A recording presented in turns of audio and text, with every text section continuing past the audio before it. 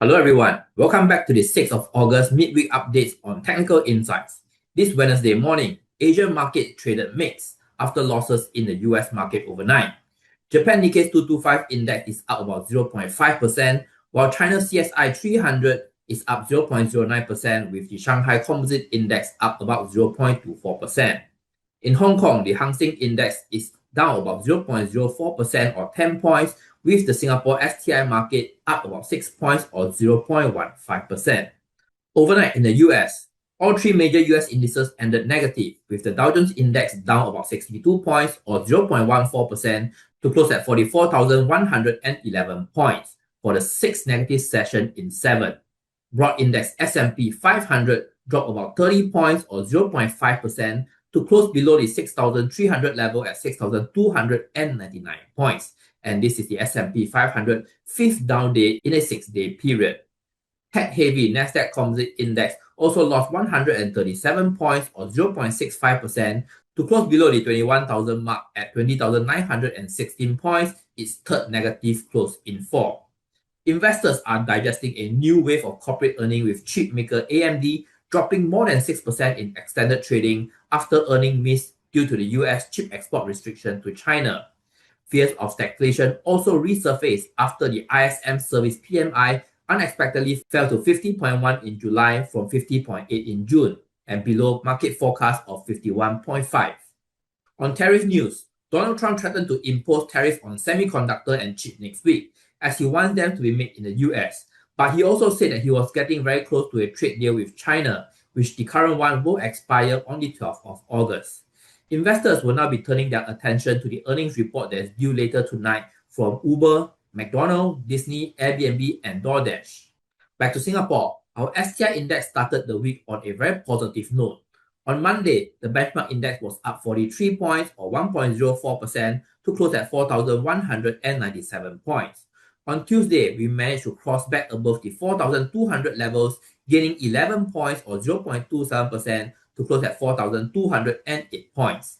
This Wednesday morning, we saw that the STI is mostly flat but managed to get some positive gain after the midday break. The STI is now up 6 points or 0.15% to 4,214 points. Week to date, we are up about 51 points or 1.2% following last week's 2.5% loss.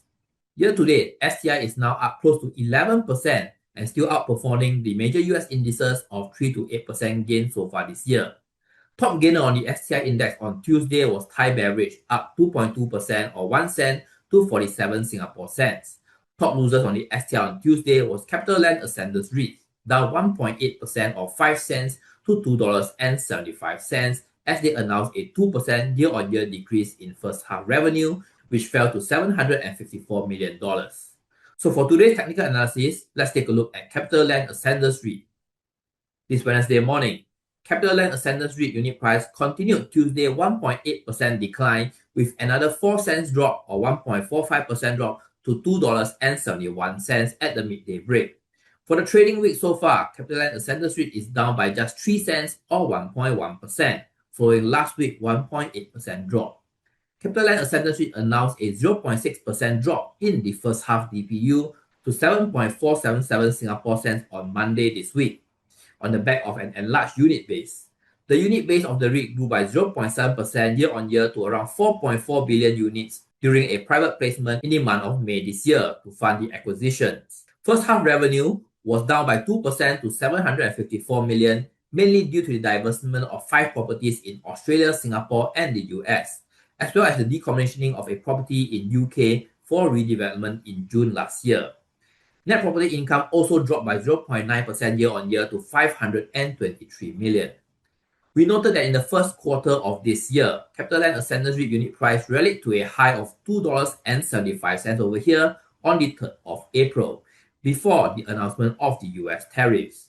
In the second quarter, due to the trade tariff, CapitaLand Ascendas Reit unit price plunged to a low of $2.40 on 9th of April, before rallying back to the 30th of July high at $2.87, which is also the current year-to-date high. Looking at key supports level now, CapitaLand Ascendas Reit unit price is now trading close to the lower bound of the Bollinger Band over here at $2.70, with the 50 days moving average in blue providing further support at $2.69. Below this, major support may come in at the amber and the red line, which is the 100 and 200 days moving average, now at $2.66 and $2.63. For key resistance level to watch, the upper bound of the Bollinger Band, now at $2.85, will be the first resistance level, which is close by to the year-to-date high at $2.87. On the indicator, the MACD is now showing a very negative reading, with the MACD line diverging downwards away from the signal line, indicating that there will be further downside in the near term. On the RSI reading, now at 44, it has breached below the 50-point neutral mark, suggesting more weakness in the unit price until at least we hit the RSI 30 oversold level. So investors looking at CapitaLand Ascendas Reit may use the 100 days moving average at $2.66 and $2.63, which is the 200 days moving average, as possible entry levels. CapitaLand Ascendas Reit trailing 12-month dividend yield now stands at 5.43%, and the next ex date will be on 11th of August, with the next pay date on 4th of September. And these are the updates that I have this week. So if you find this information useful, do remember to like, share, and subscribe to stay updated with the latest market movement. And I'll see you again next week in the next Technical Insights.